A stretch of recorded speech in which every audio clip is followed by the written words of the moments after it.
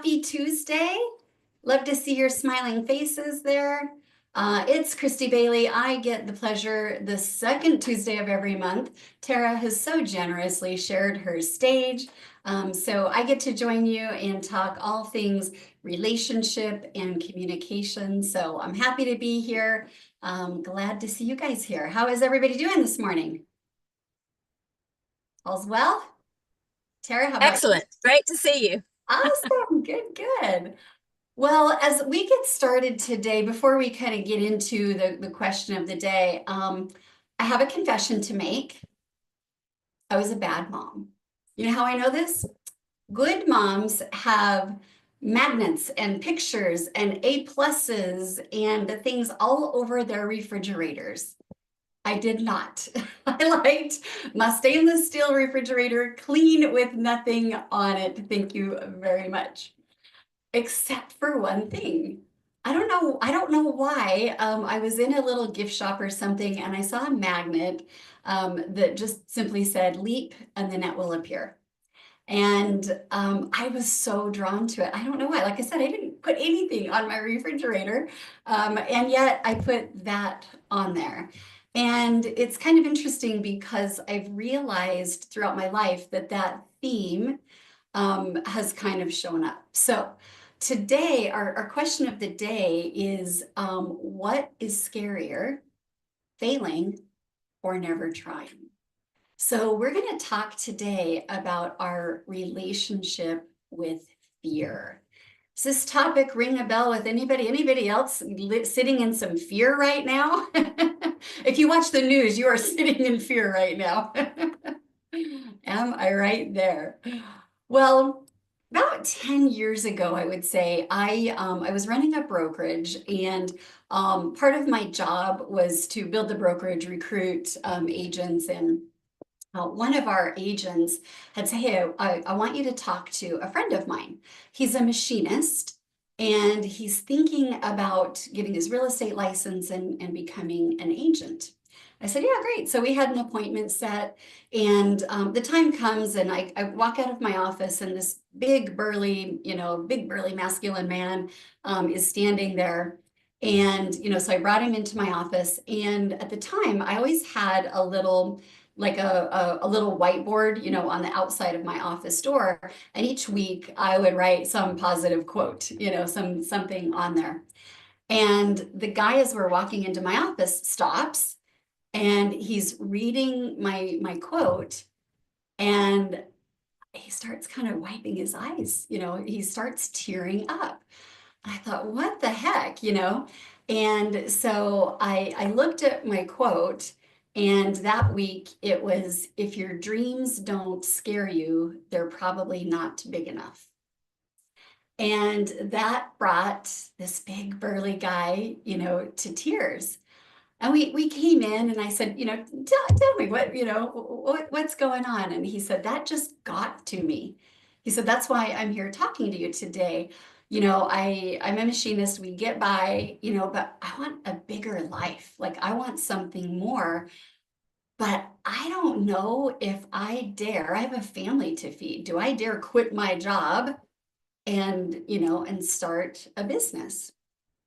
And so we spent the next, hour talking about, what it took to be an agent, the risks, the costs, the rewards, all of that. And in the long run, I don't know that he actually ever did quit his job and become a realtor. And there's no judgment, either way on that, right? Only he could say what was best for him and what was best for his family. But that experience just never left me, because it was such a raw, experience of somebody like really sitting in that fear and being aware, of the fear. So anything so far, anybody dealing with any kind of fear right now that you want to talk about, get off your chest? All right. So if you think about what fear is, it can be summed up as anticipation of future pain. That's all fear is, right? It's we are just anticipating that something is going to cause us pain. Maybe it's physical pain, maybe it's uncomfortableness, maybe it could be massive loss. But fear is just the anticipation of future pain. So can be so many things that we fear, but if you kind of boil it all down, really what we're, fearing the most is failure, rejection, uncertainty, right? These things, I think that's, right now, whether, whichever side you're on, there's some uncertainty out there right now, right? And so that causes fear. That's, when we don't know what to expect, that's when we start anticipating future pain, right?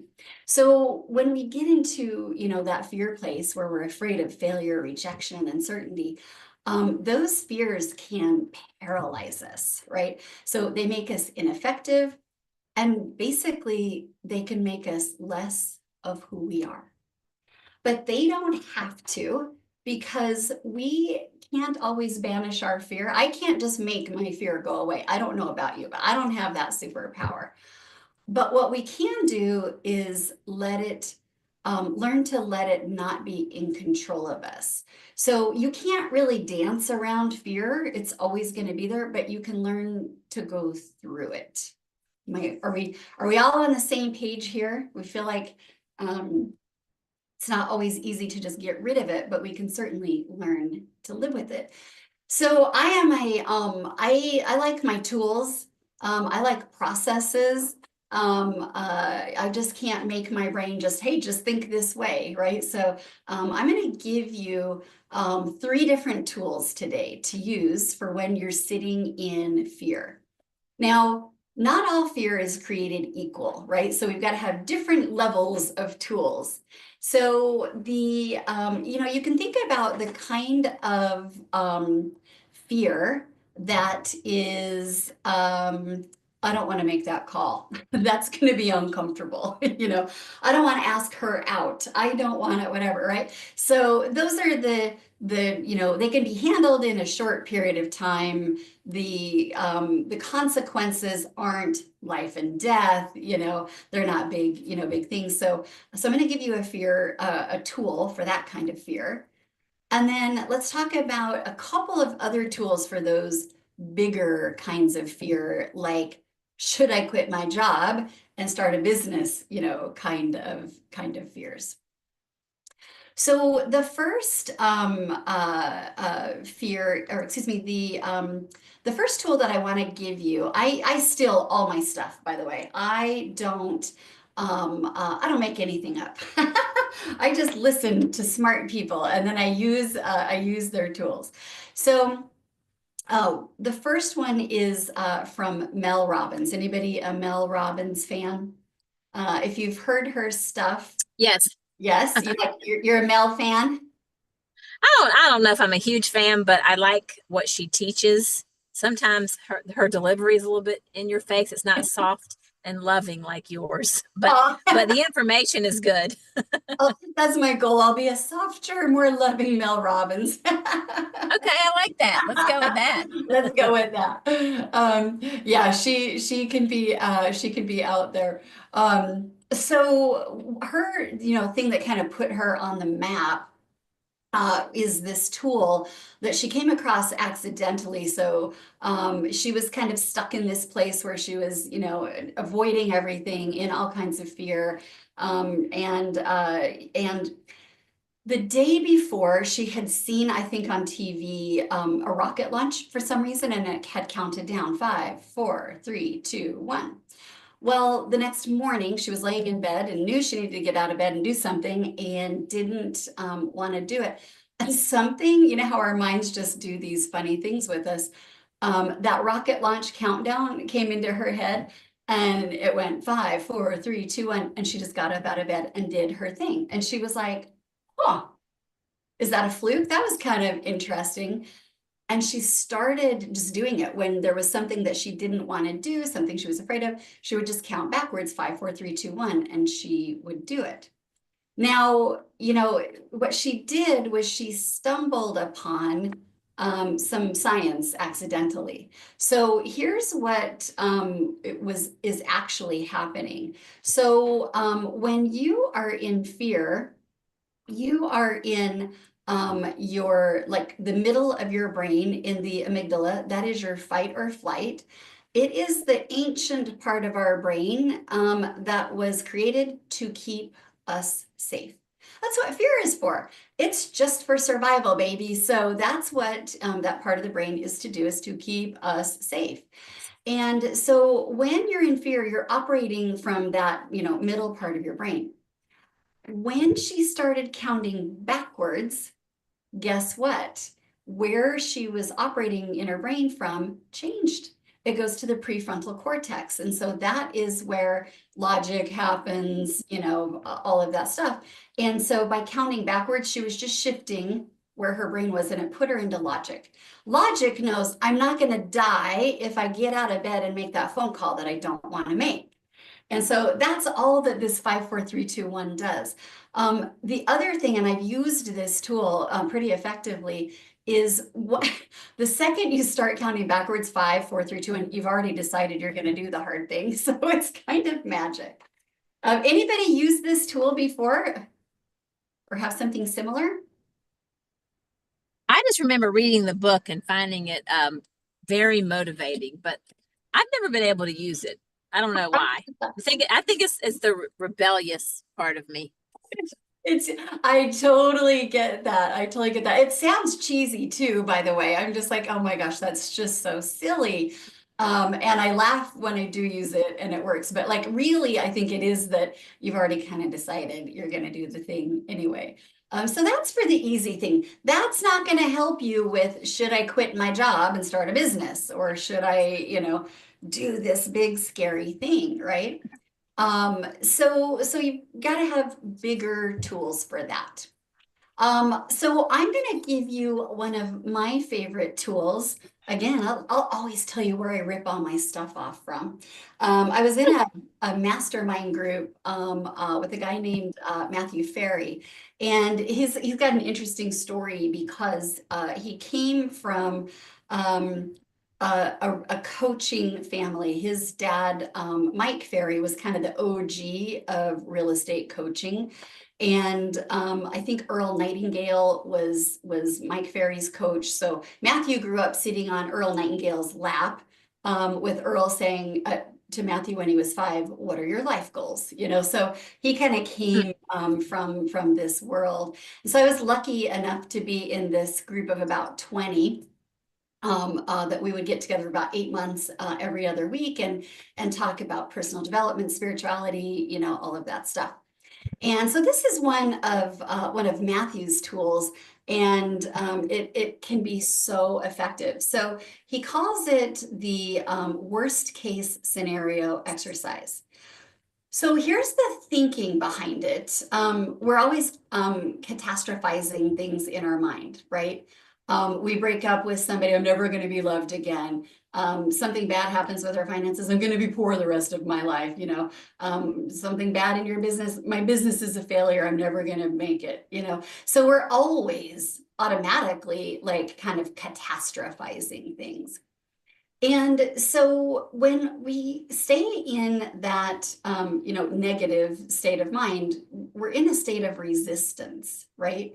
And so we're resisting that thing that we fear.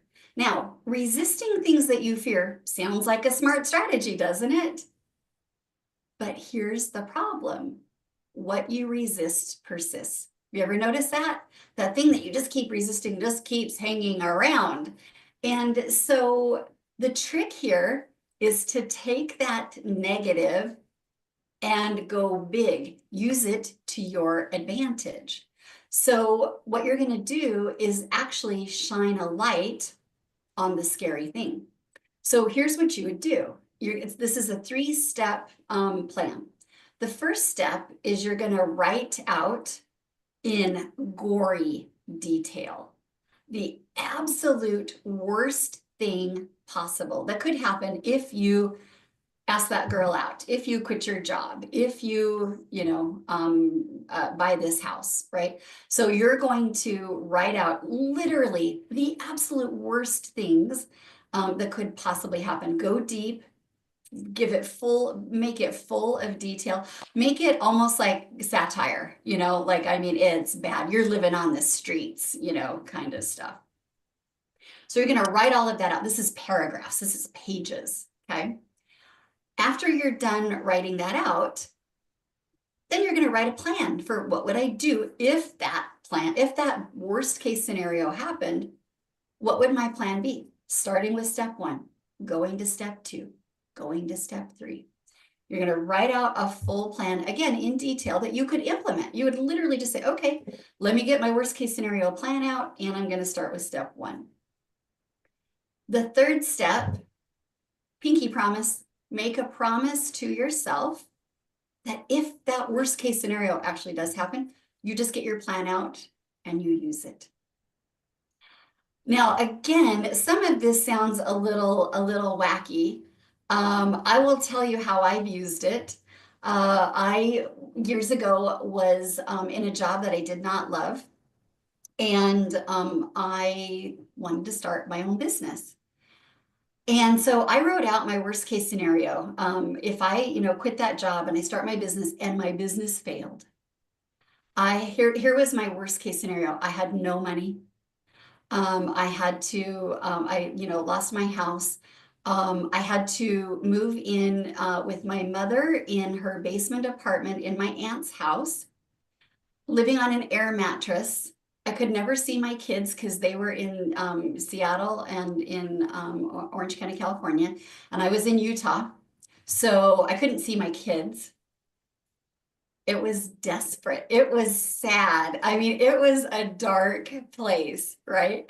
So that was my worst case scenario. And then I got my plan. Okay, well, I'd get a job. This is, kind of where I would target getting a job. This is, the next step. This is the next step. After I, built up my savings, then I'd get an apartment. Then I'd, step by step by step, I had my plan. So what it does is it kind of shines a light on that big scary thing, and you go, I'd live. It'd suck, but I could do it.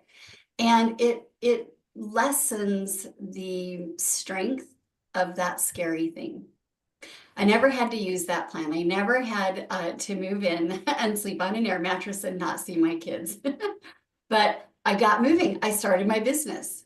So that's the second tool. It's called the worst case scenario. It's use the catastrophizing that our brains automatically do anyway to your advantage. Just go there. Just go there. What it does is it frees up the real estate in your brain so that your brain can start working on solutions. Because that's what it's doing, is it's taking you from the fear to the solutions and realizing, okay, there are options. All right, do we like it? Worst case scenario. All right, I'm going to give you one more tool, and this is the most woo-woo of all. I'll tell you again where I stole it from. I'm a lover of Martha Beck. She has written a bunch of books. One of my favorites is Steering by Starlight. And this is a book about connecting to your intuition, living a life where you're guided, by your source, your spirit, whatever, where you're able to access all of that.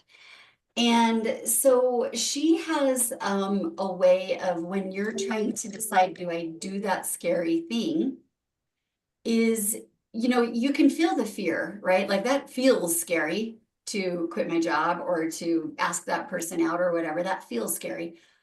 But you've also got to go deeper and say, what, besides the fear, does this thing make me feel like I've got shackles on or shackles off? In other words, do I feel tied down, restrained, imprisoned, or do I feel free? And it's kind of amazing if you ask yourself that question, like let's say starting the business.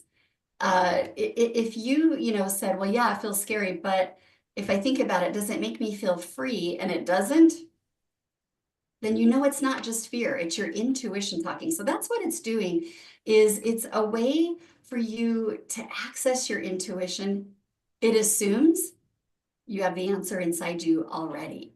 And so it's just a way to say, yeah, it does feel scary, but I feel free when I think about it. And if you don't feel free, then you've got your answer. I feel like I've got shackles on. It's not the right thing for me. So that's the shackles on, shackles off. So 3 tools. Anybody else have any other tool that you use when dealing with fear?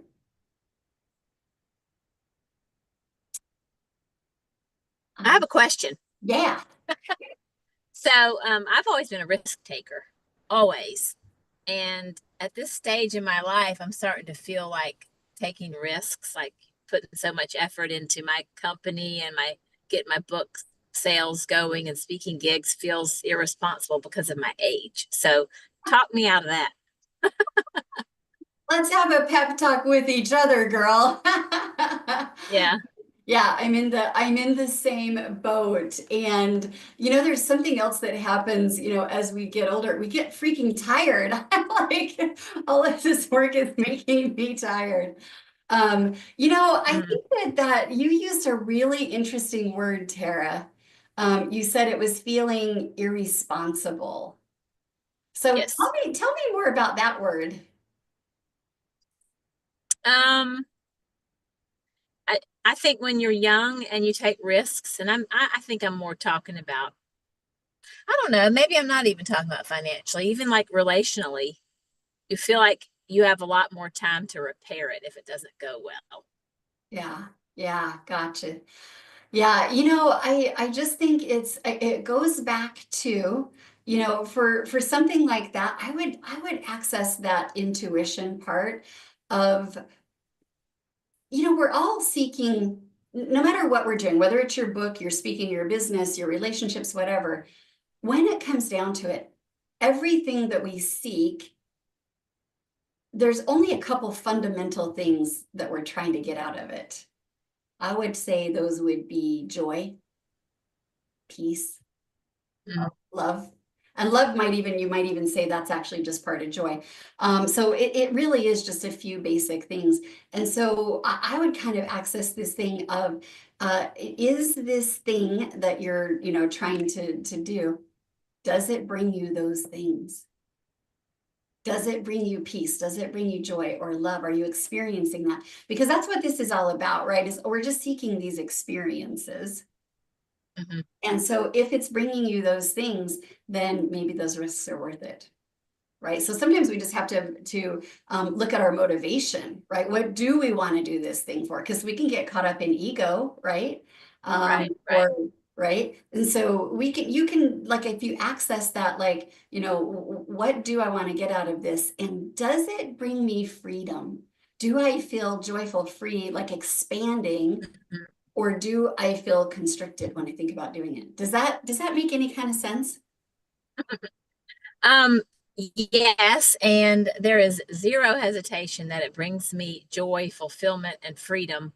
And it also feels like it could be self-centered because if I live until I'm 75, I'm in great shape. If I make it till 90, I'm screwed. So I feel like I'm hearing a little bit of this, maybe some mom guilt. Well, I'm supposed to be doing for everybody else and not for Yes, me. that. Yeah, I kind of had a feeling. And that kind of, uh I don't want to say it breaks my heart, but like that makes my heart like, you deserve it too. You've done Yeah. your job raising your kids and giving, giving, giving, with your family. We know this about you. I think you need to do some work on accepting that it's okay to do a little something for yourself too, and nobody's gonna take that away from you. Stan wants to chime in. Stan, do it. Yes, I'd like to go back to the worst case scenario. So suppose you really, really believe in the power of visualization and you don't want to visualize your worst case scenario. I love that. What 'Cause about that? I love that. I am a big believer in manifestation, visualization. Yeah. And it really is like it just almost makes it funny. You know what I mean? Like adding that humor, that levity. And you're like, ah, I've lived it, it just frees it up. It's not like I ever, after I did it, it's not like I ever went back and I kept thinking about that. Right. It's like Gotcha. you get it out. It's like does the opposite, you get it out. I love that question. Yeah, Gotcha. yeah. Thank Thank you so you. much, Christy. Course. Awesome. Anybody else? We've only got a couple of minutes, so we'll wrap it up. Yeah, I've got one. Yeah, go for it. So is there a difference between I'm afraid and I just don't want to do it? Well, sometimes okay, let's think about this. Could you just not, why would you just not want to do something? Because I go back to the definition of fear. We're just afraid of negative futures, right? Yeah. If you just, So I'll give you an example for this morning. I'm just trying to sort it out for myself. Right? I go to the gym and today's burpee day. It's like, oh my God, not burpees. Right? So I'm not afraid of doing burpees. I'm gonna play devil's advocate on that. I don't know the answer. I never know the answers. I just Yeah. make things up. But I think it is a component of fear. If you Yeah. look at the definition of fear of a negative future, what are you fearing there? I'm gonna be uncomfortable. That's your fear. I I got just it. don't want to be uncomfortable. Our brains want to keep us comfortable, Sorrel. We I might got die if it. we're I got it. burpees might And kill us. in that case, 5, 4, 3, 2, 1 worked, but I didn't know that trick. But I just got down there and did the first burpee. I'm glad you said And I that. kept going on. You know what? That's okay. You just stumbled upon the magic of the 5, 4, 3, 2, 1 that I didn't even say. And that is that, we always think about, okay, Sorrel, how long does it take you to do all your burpees? It took 30 minutes. Okay. 30 minutes of burpees sounds like the worst thing I can imagine. No, it sounds horrible, right? 30 minutes. But do we have to actually be afraid of doing something for 30 minutes? No.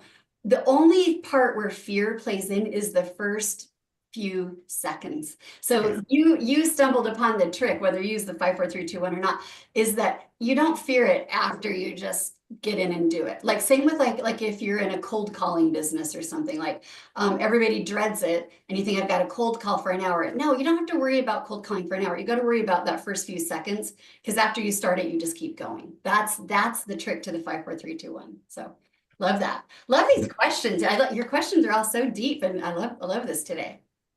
All right. So think about, that little sign on my door, that tiered that guy up. If your dreams don't scare you, they're not big enough.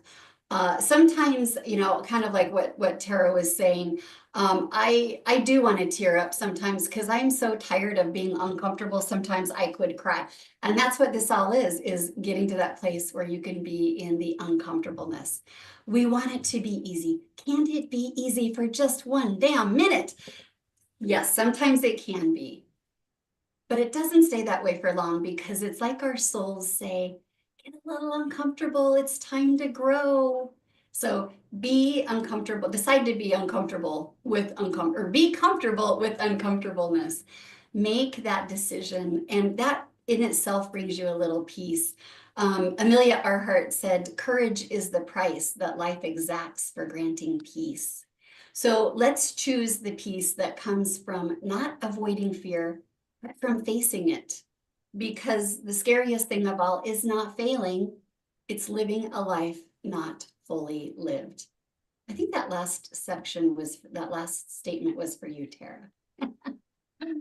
All right, so I'm going to so beautiful, Christy. Thank you so much. What an inspiration today. Oh, good. You're so welcome. Let's end with our daily huddle tenets. Love, when you root yourself in love, courage flows naturally. Give, the fastest way to get out of your own head is to give from your heart.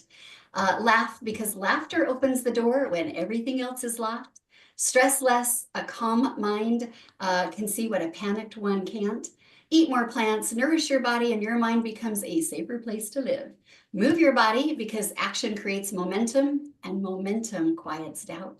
Get enough sleep because clarity begins with rest, and exhaustion only makes the shadows look bigger. And check yourself before you wreck yourself. That one is just fun to say. So be here. Be here tomorrow for Chase Steele on all things wellness. Have a fantastic day. Go do the hard thing. Thanks, everybody. Thank you, Christy. Thanks. Thank you, everyone. Fantastic. Thank Thank you. you. Yes.